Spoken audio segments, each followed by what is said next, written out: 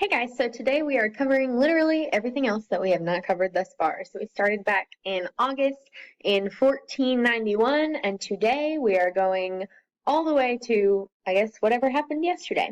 So we're going to start this discussion with 1990. Where we left off last was Ronald Reagan is president. Actually, we're going to backtrack a little bit to 1988 and the presidential election of that year. So, in the decade of the 1990s, we will have George H.W. Bush and Bill Clinton as our presidents. The first one, of course, George H.W. Bush, and you guys know my affinity for the Bush family.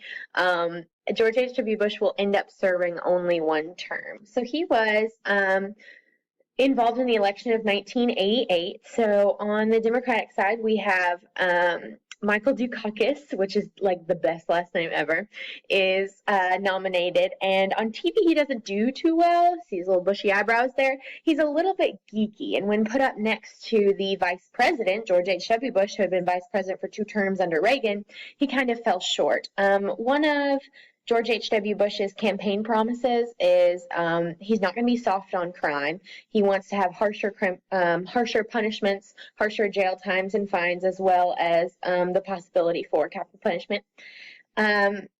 We also have, he makes a promise not to raise taxes and famously says, "Read my lips, no new taxes." So he will be elected in the election of 1988, and kind of against his favor here, Democrats will win the majority in both the House and the Senate. So his term is kind of doomed to fail from the beginning. He will be president at the end of the Cold War by circumstance, but also by his great maneuvering of foreign policy. George H.W. Bush had been an ambassador to the UN. He had lived in China for a long time, and so he was known for his great foreign policy, and so part of the end of the Cold War is due to him. A few Cold War events that happened during his presidency is the Tiananmen Square incident in China. As you know, China became communist in 1949 after World War II with the revolution of Mao Zedong. And in the 90s, let me get the date. I lied. 1989, pro-democracy students will storm the streets of Tiananmen Square, and they'll demonstrate peaceful protesting pro-democracy. This is all broadcasted on national TV. Americans are watching it all. There's American journalists there, and a very, very famous picture was taken. Here it is, of a protester standing in front of tanks. In the cover of darkness, when all the cameras are turned off, the Chinese government sends in tanks and military to crush the rebellion, killing who knows how many because they never release numbers. A British historian has claimed that up to 9,000 students were killed that night and just disappeared, essentially, because of their protesting. So that just shows that communism still has a large role in the Chinese government in 1989. We also see the loosening of restrictions in Eastern Europe. Remember, Mikhail Gorbachev is now in power, and his whole thing is glasnost and perestroika, so openness and restructuring. And in doing so, he no longer supports the communist governments in the satellite states of the USSR.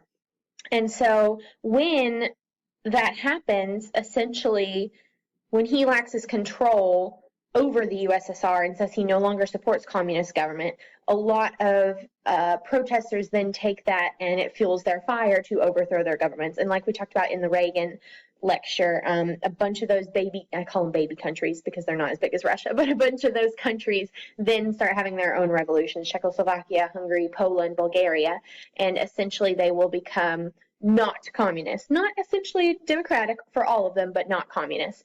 And so Gorbachev is kind of left without a country because actually Boris Yeltsin is the president of Russia, and Gorbachev just kind of not disappears, but isn't so important anymore because the USSR will dissolve. Also in Germany, the communists will be driven out of Berlin, and thus Berlin will be unified, and then East and West Germany will be unified, and the Berlin Wall will fall during Bush's presidency. I kind of covered that, the USSR. So let's move on. Backtracking a little bit before the USSR dissolves in 1989, George H.W. Bush and Mikhail Gorbachev will meet and talk about a lot of nuclear disarmament, getting rid of those nuclear warheads and nuclear missiles that we had built up since the end of World War II in 1945. So in 1991, right before the USSR collapsed, Bush and Gorbachev signed START II, and that's Strategic Arms Reduction Treaty, I believe, strategic arms, something like that. And they'll also sign START II. And both of these are essentially reduced nuclear warhead amount. Remember the previous SALT I that was passed and SALT II that wasn't, kind of had a loophole where you could still have some nuclear weapons. This is meant to eliminate those. And Bush will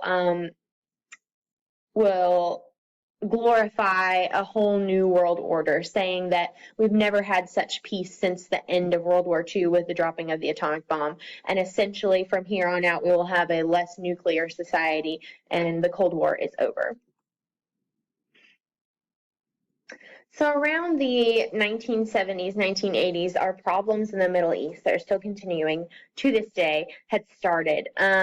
Previously, the U.S. had supported the Iraqi dictator Saddam Hussein when they were being invaded by Iran. Well, Saddam Hussein will make the decision to invade Kuwait, which is the neighbor, and it's in that peninsula area where a lot of the U.S. oil comes from. So the UN, Bush will ask the UN, of which he was previously an ambassador, to put together a coalition of nations to fight against Iraq invading Kuwait and put a bunch of economic sanctions on them, essentially trying to put pressure on Iraq to withdraw from Kuwait. So with the trade embargo, it just wasn't super successful. So then Bush made the decision to declare a military campaign. And it's a very, very short little war, the Persian Gulf War. So his response to this is in 1991, so very, very soon into his presidency, Operation Desert Storm will begin, and there's a picture in the top right corner. It's a lot of airstrikes, essentially.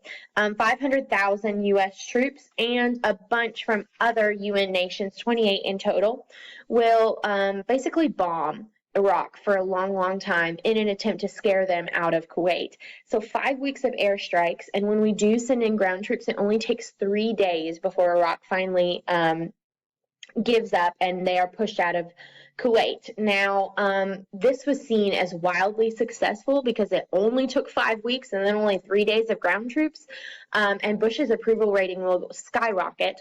But the issue was some people, even though he was doing well and it was a successful mission, some people were upset that it stopped short of deposing Saddam Hussein from being in power. And actually, it's interesting that Saddam Hussein will remain in power in Iraq, and during George H.W. Bush's son's presidency, George W. Bush, will get a lot of issues with Iraq and will actually start the Iraqi war.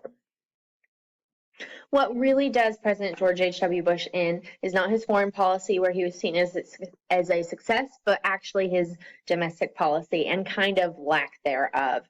So his whole campaign promise was, read my lips, no new taxes, because he is a conservative and he believes that government should be smaller and not tax individuals. Well, when recession hits the economy, he's essentially forced to raise taxes. So he goes back on that promise in 1990, 2 years into his presidency, and he will accept Congress's 133 billion new tax increases, and these range from increasing the top tax rate to a 38% tax on new income, as well as excise taxes on luxuries. And when I say luxuries, it's like things that you don't need. Let me see: beer, wine, cigarettes, luxury cars, boats, yachts, things like that. So increasing those taxes really made him look bad, because he had said during his whole campaign, I will not raise taxes. The reason he has to do so is because of a small recession that hits in 1990. And essentially, during the Reagan era, we had economic prosperity, and people believe that it was due to the Reaganomics idea. But actually, that trickle-down economics, it ended up going sour within George H.W. Bush's presidency. So unemployment goes up, and when that happens and the prosperity goes down, his approval rating, despite the whole Operation Desert Storm ordeal, started plummeting. Some successes that people don't really attest to him is he will really campaign the Americans with Disabilities Act, and this provides a lot of anti-discrimination laws against people with disabilities, mental and physical, in employment, in transportation, in public accommodations, facilities, so elevators, ramps, things for people with disabilities in public facilities. You have George H.W. Bush to thank for that. He also liked to call himself the education president and really wanted to fund more education and promote more education, but he wasn't really successful in doing so, and so we don't see him as that. And in fact, his son and his daughter-in-law will be more advocates for education than he was himself. So flash forward to 1992, and Bush will receive the Republican nomination, but that post-war success of the Persian Gulf War, it was kind of over. His approval rating was really down. There was a small recession. He had lied about the new taxes thing. In my opinion, I'm a little biased. He's still a pretty great dude, though, so that's why I put that there. For the Independent Party, we have Ross Perot, who's a cute little man, and he calls his party the Reform Party. And essentially what we remember about Ross Perot is not his policies or what he wanted, just that he was a billionaire, and he paid for his own campaign out of his own pocket. He will capture a large chunk of the popular vote, actually 20%, which is a major third-party showing. And finally, we know who's going to win. Bill Clinton for the Democrats. He was the governor of Arkansas. He would be our first, well, he's going to be our first baby boomer president. So those born in the generation after World War II, like 1945 to 1962, somewhere around there. We know him, if you've ever seen the meme of him playing saxophone, that's why I put that. He plays a mean saxophone. And one of the things that people within his campaign will say, and he doesn't directly make it his campaign slogan, but people campaigning for him say, it's the economy, stupid. Like, the economy is going to win you the election. You have to have a plan to fix the economy because that's what our issue is. We're in a recession. And he'll actually win on that campaign. And his his campaign song is Don't Stop Thinking About Tomorrow by Fleetwood Mac. Love it so much. So Bill Clinton, our jazziest president. I'll have to show you guys a clip in class of him playing saxophone on live TV.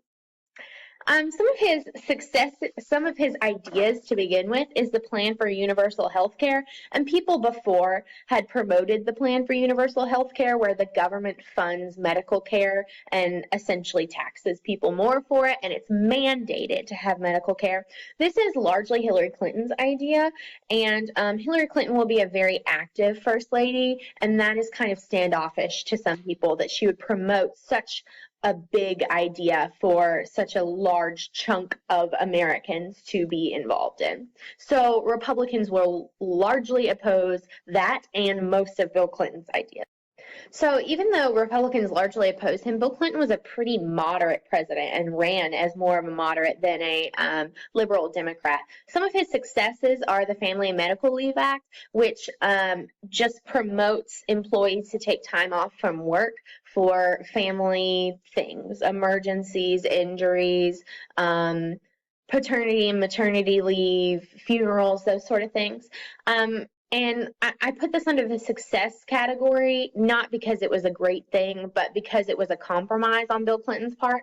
So Don't Ask, Don't Tell was passed during his time period, and it was actually repealed within your lifetime in Barack Obama's presidency.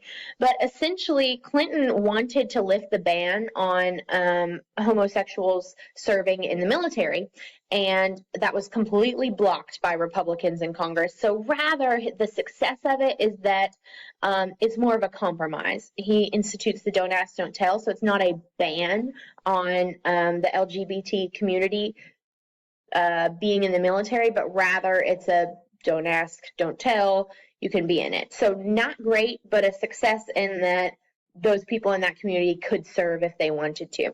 Also during Bill Clinton's presidency, his budget will cut a lot of government spending and increase taxes, which is going to lead to a budget surplus, which hadn't happened in years and years and years and has not happened since.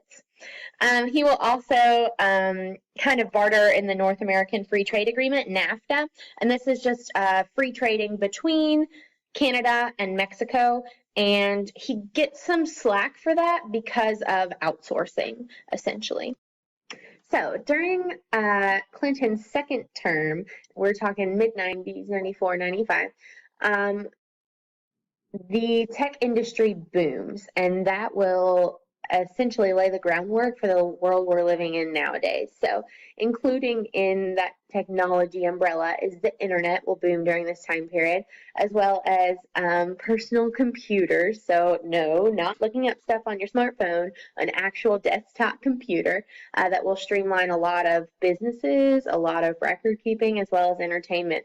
We'll also see the development of cell phones and pagers. Can you imagine living in a world without a cell phone? I briefly lived during this time period. And one thing that is not important to us today is PDAs.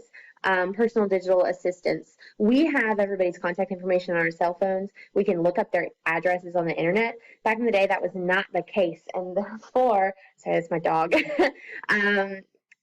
Keeping up with people's personal information, home telephone numbers, addresses, business cards was difficult. A lot of people had little books that they kept in their purses, little black books. But now we can do that digitally and store a lot more information in one small little handheld thing. Nowadays, we do that on the calendars on our smartphones. But that was a huge technological innovation for especially those in the business world. On the internet, it's not just business stuff. You can shop on the internet. Email was a huge development, instant communication that's not talking on the telephone. Computer sales will skyrocket, and we'll see the people in the tech industry becoming billionaires. But one issue that brings up is how much power does the government have to regulate what you say on the internet? It's kind of a free speech sort of debate that starts during this time period. So because of the technological innovation, we get an economic boom in the 1990s.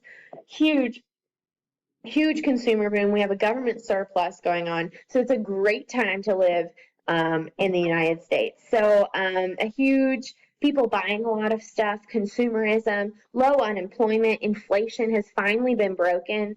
And due to Clinton's economic policy, we will have a government surplus. So here's some of the technology developed during the time period. The PlayStation, which I knew and loved, handheld Game Boys, the PC, and this is what a personal digital assistant was, a Palm Pilot or a Palm Centro, where you could have your calendar and people's contact information all at the touch of a button instead of looking through a phone book or looking through all your files at work or something. And of course, a little pink cell phone up in the corner. My first cell phone was a Nokia. It was a hand-me-down from my mom. So those are just some of the tech innovations during this time period. Most famously during Clinton's presidency is the Monica Lewinsky scandal, and there she is in the top right corner in the 90s with that great 90s bang going on. So in the midst of this, the Clintons, Hillary and Bill, are already being investigated for a real estate scandal called Whitewater. It's not super important. If you're interested in it, go look it up. So they're already being investigated, and essentially a White House intern, Monica Lewinsky, she, is talking to a friend of hers, Linda Tripp, I believe. Yes, Linda Tripp.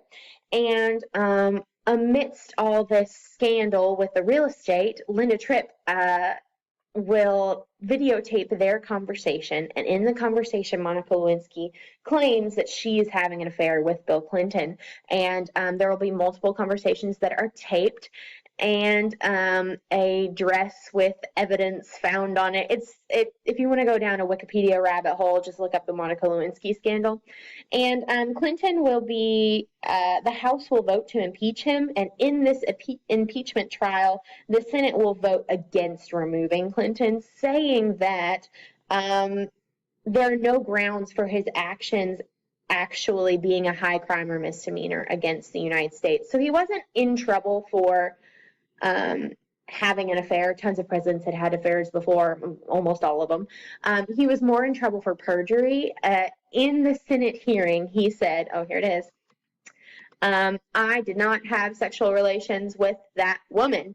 Well, I guess he botched the definition of sexual relations or just flat out lied about it. And that's why he was being put on trial for the lying of the Monica Lewinsky scandal, not so much the actual scandal itself. But essentially, he was only the House voted to impeach him. He was not impeached. He was not removed. The economy was still good. His approval rating was still high in the midst of all of this. But it is mostly what we remember when we think about Bill Clinton. So moving on into the 2000s, and this is when you guys were born. Most of you guys were probably born during the very end of Clinton's presidency or George W. Bush's presidency. So when I say 2000s, I'm encompassing 2000 all the way up until like yesterday. So we have Bush, Barack Obama, and Donald Trump within that. So first is George W. Bush. He is the son of George Herbert Walker Bush, the president before president number 41, and George W. Bush will be president number 43. But there is controversy amidst the way he is elected. We'll get to that in a minute. During his presidency, we're going to see a huge spike in globalization. And here's what globalization means.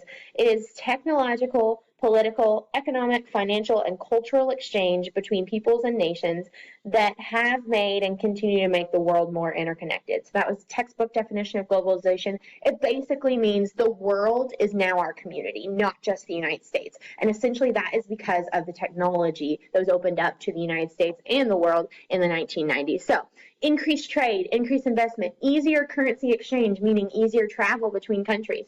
Corporations that are multinational. There is a Hilton in almost every country in the world. There's a Walmart in almost every country in the world.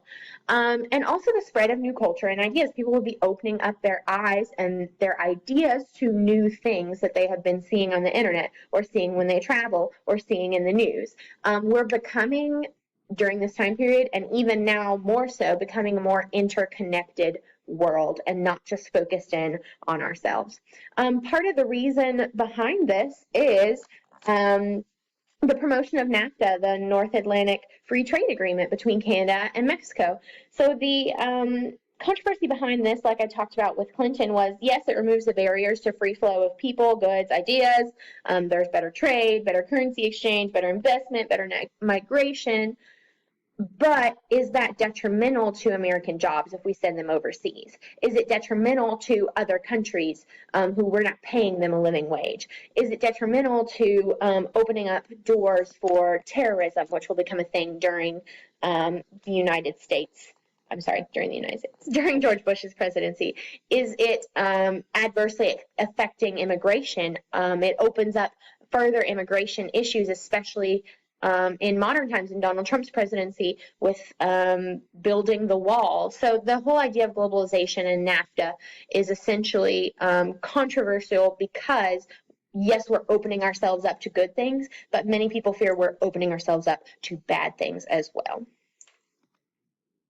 So the controversy behind George W. Bush's presidency is that maybe he wasn't supposed to be president to begin with. And I'm not saying that because I don't like him, because I love George W. Bush. But in the election of 2000, so George W. Bush, he's governor of Texas.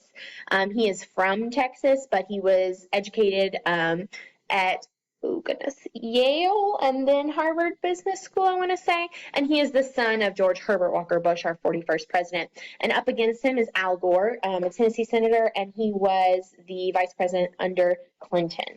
So let's find out what happened in 2000. Essentially, we have pretty much a tie, and America goes crazy overnight because of it. If you see, the electoral votes are basically split down the middle, as are the popular votes. So here is the trouble with it. Gore will win the popular vote by over 500,000 votes. Sorry, I was looking at my numbers there, but over 500,000 votes. So he's tipping the scales that way. And he tips the scales on electoral votes. So 270 electoral votes are needed to win constitutionally. Bush gets 246 and Gore gets 255. Neither of them technically won because popular vote doesn't matter. Electoral vote is what matters, and that's the way our government was established. So what do we do? Essentially, the issue behind it was Florida. It all came down to Florida that had 25 electoral votes, as you see right there. there was disputes over the voting mechanisms. This was before electronic voting in some places. So we get what's called a hanging Chad, which is going to be a great Halloween costume. I might show you guys later. And it's with voting, with punch voting. It's when you punch, that's who you're voting for, right? Well, if you see in the top right corner, they made little nicknames for, oh, is it fully punched out? So did they really vote for this person? And because there's such dispute over this in Florida, Gore will request that the votes be hand counted. So it's in the morning of the next day. We're supposed to know who is the president. It's still coming down. Votes are still being recounted in Florida, and Gore demands that the votes be hand counted. Well, when we go to when America is asking, well, who's going to be president, essentially it makes it to the Supreme Court because George W. Bush will challenge Gore's demanded hand count of the Florida votes. And so they take it to the Supreme Court, who will then look at the constitutionality of the subject, and Bush will be awarded Florida's electoral votes because in the pre-counts, that's what he had won Florida. And there was controversy because his brother Jeb Bush was governor of Florida, and what if it's all a scandal? And the recount was halted. The original ruling that Florida's electoral votes all went to George W. Bush was held up, and George W. Bush will be president. I love this cover of Newsweek. It was published afterward. It takes Al Gore and George W. Bush's face and morphs it. And the winner is, some people think that this was essentially rigged because the voting in the Supreme Court was along partisan lines except for one vote. But I like to trust that the Supreme Court went with what the Constitution said. So the number one important event that's caused all the other issues we're going to talk about on George W. Bush's presidency is 9/11. And some of you guys were alive for 9/11. I was in first grade in 9/11. And I do remember it just because it was so scary to Americans. It was so scary to me. My dad was a police officer, and he was called to go there after the attacks. So this is probably, I hope, the number one thing that I will remember when it comes to American history in my life. Like, where were you when 9/11 happened? So essentially the story behind 9/11 is terrorists affiliated with Al-Qaeda and on the orders of Osama bin Laden will hijack 4 planes. 2 of them will be crashed into the Twin Towers in New York City at the World Trade Center. A major target because of businesses, because of schools, because of lots of things going on there, foreign dignitaries. 1 plane will be crashed into the Pentagon, and 1 plane that was headed for Washington, D.C. was diverted by some very heroic passengers and crashed into a field in Pennsylvania. Almost 3,000 Americans were killed and 6,000 of them wounded. Many of those in both totals were first responders on the scene in New York City. Horrific, horrific time period to live in New York City and have to come to terms with what had happened and how many people had died at the hands of terrorism. So because of 9/11, it just sets the stage for all of Bush's 2 terms. And he will declare a global war on terror, and this is just like a symbolic declaration against terrorism, saying that America will not tolerate it and will take actions against it, and they do. During George W. Bush's presidency, Congress will declare war in 2 different places, one of which is Afghanistan. So in Afghanistan, hold on, let me find it in my notes here. Yeah, the Taliban is ruling, and the Taliban is more of a related to an Islamic state, and they're a terrorist. They lean towards terrorism, and because of that, Al-Qaeda kind of finds a home within Afghanistan underneath the Taliban. And the goal of the war in Afghanistan is to invade, depose the Taliban, and get rid of Al-Qaeda. But essentially, it's kind of seen as a failure because Osama bin Laden will escape and will not be captured during George W. Bush's presidency. Later on in March 2003, the United States invade Iraq, and this is what is known as the Iraq War, the war in Iraq. And Saddam Hussein is the dictator, and there had been issues with Saddam Hussein in previous presidencies, especially in George H.W. Bush's presidency. And the mission of this was to get Saddam Hussein out of power, and U.S. intelligence within the country said that they had weapons of mass destruction. So in the war in Iraq, the U.S. is successful in pushing Saddam Hussein out of power, and actually the Iraq government system topples pretty quickly. But the weapons of mass destruction that U.S. intelligence had said were within there, and one of the reasons we went to war, none were found. Iraq did not have a nuclear weapons program as previously told. So George W. Bush will get kind of a bad reputation for starting the Iraq War for not a great reason. And American troops will attempt to set up a democracy once the Saddam Hussein's regime will fall. And elections were held in 2005, but there's some speculation as to whether they were true, free, democratic elections. And essentially, Iraq since then would topple into a civil war that the United States gets involved in and won't get out of until 2011. So it's essentially an 8-year war that we are involved in that many people question the reason why we were. Part of George W. Bush's so-called global war on terror is the idea of preventing domestic terrorism and preventing terrorists from coming to America. So he will establish the Department of Homeland Security, and essentially this centralizes the collection and analysis of intelligence, and also kind of like spying on people legally to prevent future terrorist attacks. And the Department of Homeland Security is still around today. One thing that they will super push and that will be signed into law is the U.S. Patriot Act. And the Patriot Act authorizes the use of wiretapping, authorizes the use of like essentially technology-based surveillance, as well as enhanced interrogation techniques or pseudo torture to get information out of people. And that the Patriot Act will allow a lot of government oversight when it comes to stopping domestic terrorism. And that's one thing that the president after George W. Bush will fight against, those enhanced interrogation techniques. During George W. Bush's presidency, we'll get the National Security Agency, the NSA. There will be a scandal about how much power they have to collect cell phone data. Before it was decided, they were just collecting mass amounts of everyone's cell phone data.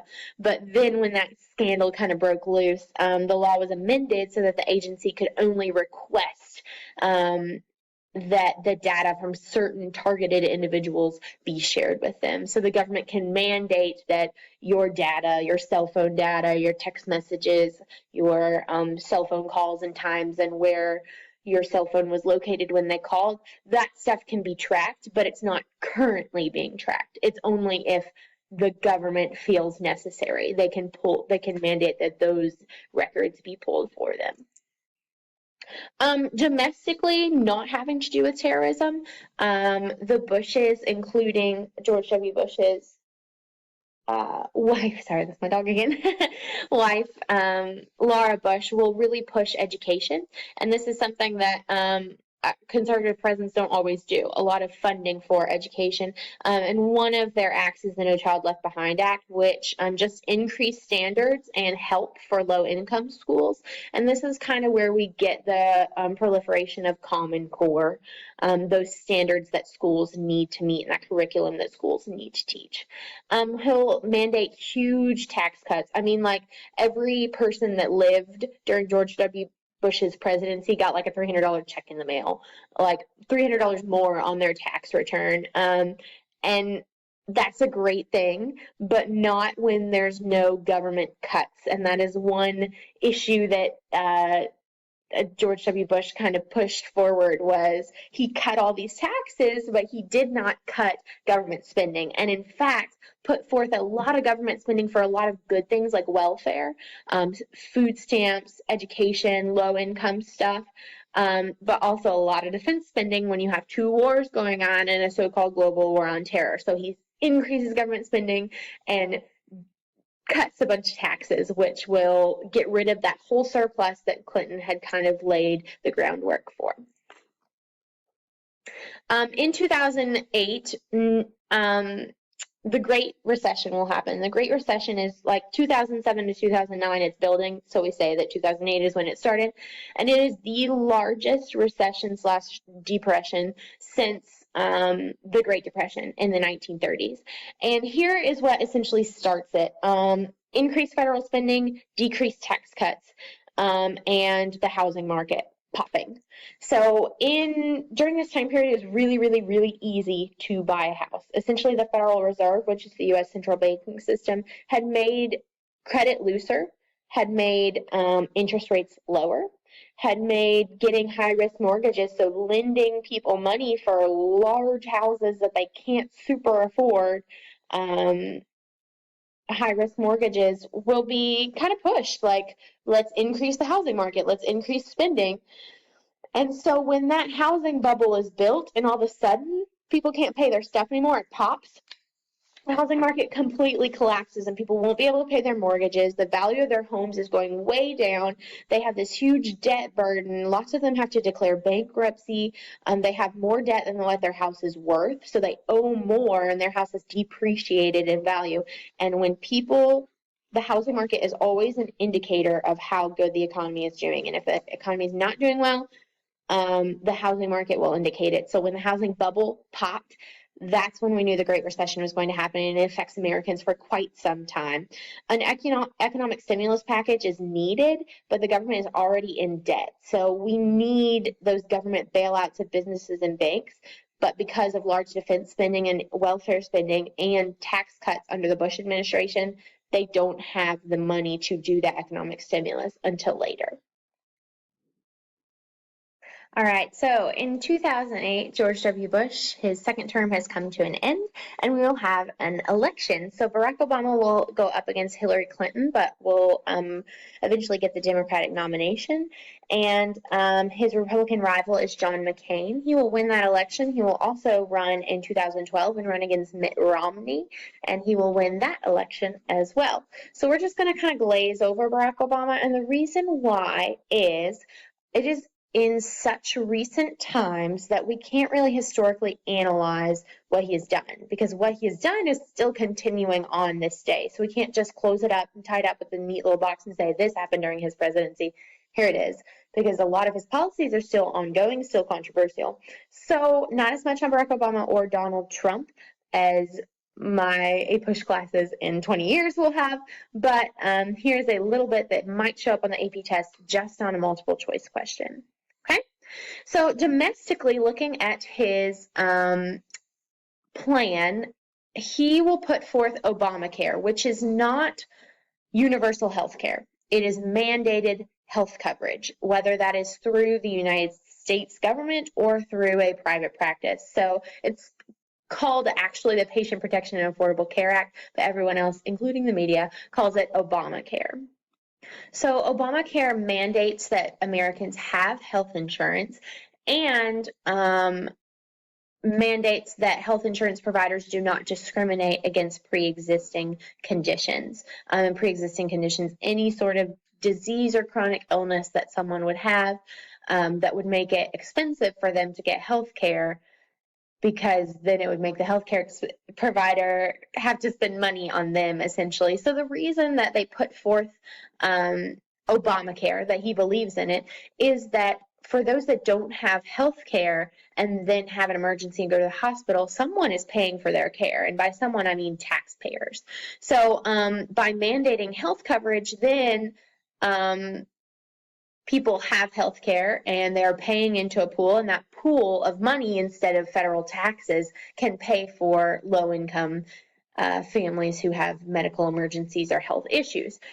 the issue with Obamacare and the issue that the other side would have, more conservative people would have, is that there are some like unintended consequences, less competition in the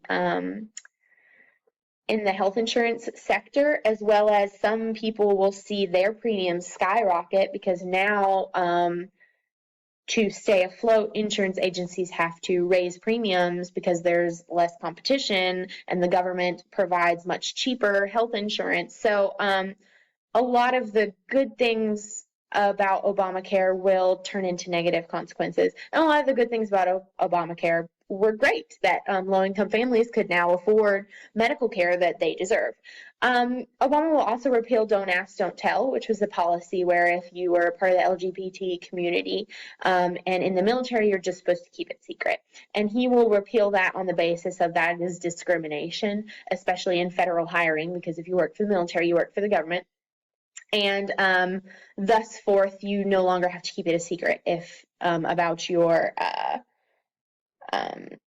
about homosexuality if you work in the military. Also, during Obama's presidency in I think I want to say June of 2015, the Defense of Marriage Act will be struck down, and that will legalize same-sex marriage in the United States. And this is in the Supreme Court case, oh gosh, I'm going to butcher this, Obergefell versus Hodges. And that's a major win for the gay rights movement.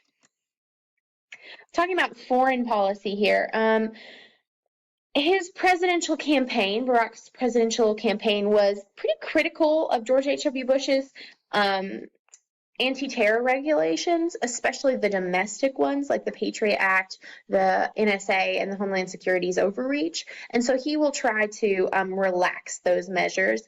But at the same time, he will target terrorist organizations, and some people argue not legally. And when I talk about not legally, I mean drone strikes on terrorist organizations or terrorist hubs that weren't declared war, but were an act of war, especially in places like Pakistan. But mostly Obama will get away with those things. One of his campaign promises was to close Guantanamo Bay, which is a prison in Cuba for political prisoners and terrorist prisoners.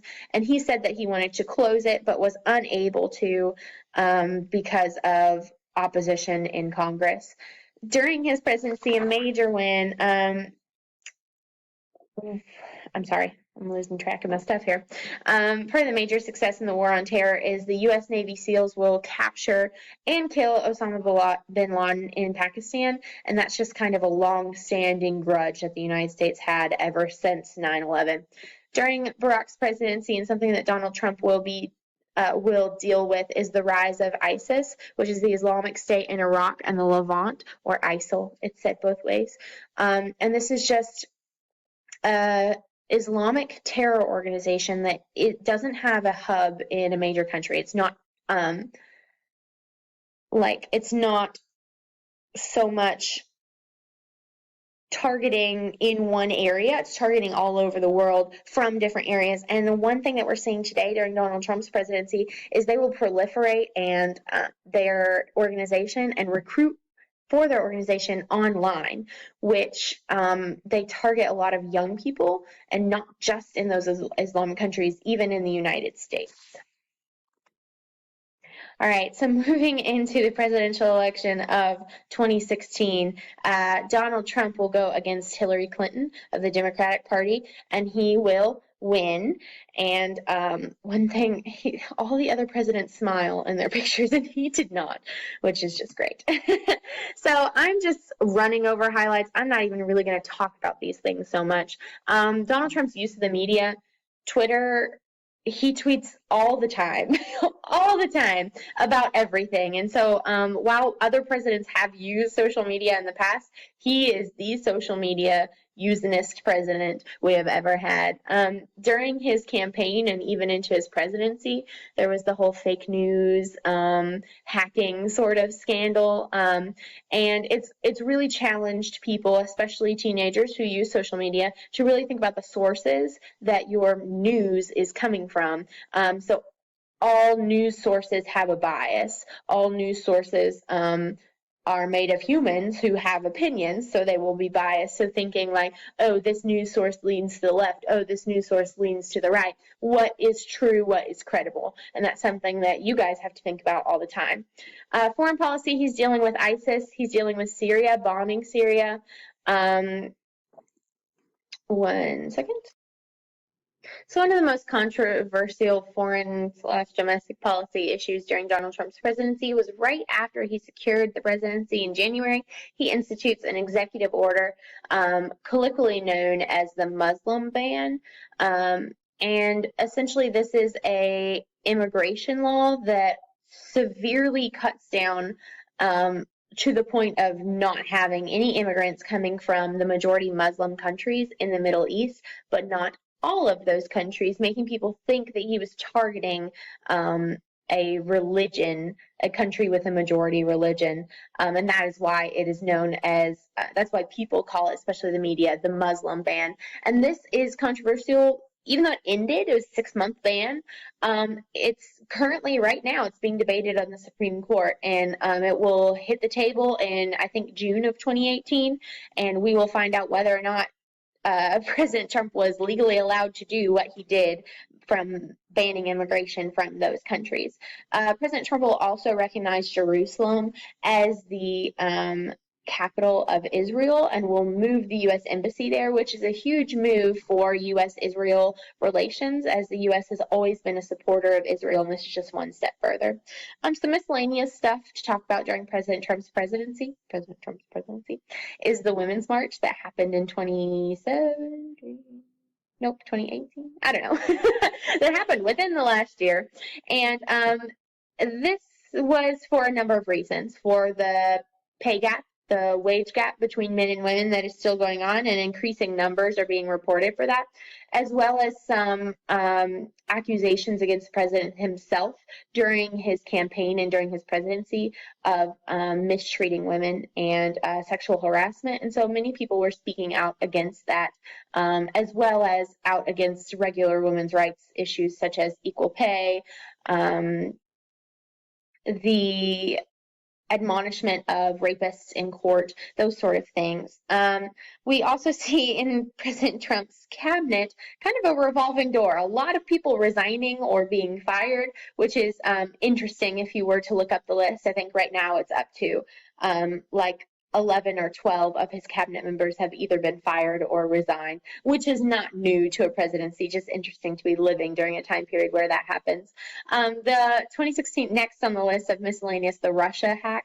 The 2016 election was supposedly hacked by Russia in favor of Donald Trump, and evidence against this is still coming to light and sparse at the moment. But essentially, one of the ways that could affect teenagers or young adults who are of voting age was supposedly the Russian government created a lot of Facebook ads and Facebook pages and Facebook campaigns that were pro-Trump. For what reason is yet to come to light. And finally, one of the biggest issues, I think, of course, these are my opinions on what's the biggest issue for President Trump, but essentially what is most controversial is what we're talking about is the Dreamers Act, or DACA.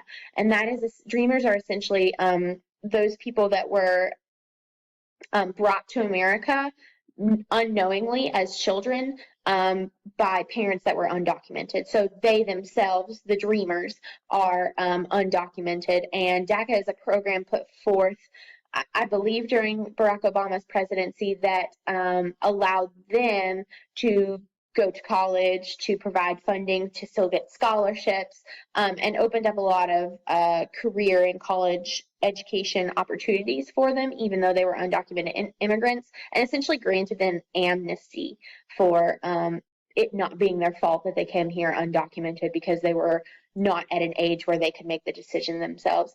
And President Trump has targeted DACA as something that he wants to bring down. From what we can see in the media, he kind of bounces back and forth from protecting the Dreamers to targeting them and possibly their parents who are undocumented immigrants. Now, again, I just want to say that these are just things that have been most highlighted in the news within the year of Trump's presidency. These in the future could be super minute and unimportant 20 years down the road when evaluating Trump's presidency. But living in history and teaching what's important of what you're living is extremely, extremely difficult. So I encourage you guys to keep up with the news all the time. On the APUSH test, you will only see multiple choice questions on some of this stuff. Period 9, which is 1980 to the present day, like yesterday, is only 5% of the tests and only possibly 5% of the multiple choice. So don't stress too much over this stuff, but keep up with the news because it's important for you to be well informed, and it's also important for you to possibly answer a multiple choice question correct because you watch this video or you keep up with the news and know what's going on. So thank you guys so much for sticking around. It's been a great year, and I'm so glad we're finally done with all of history. Have a great day.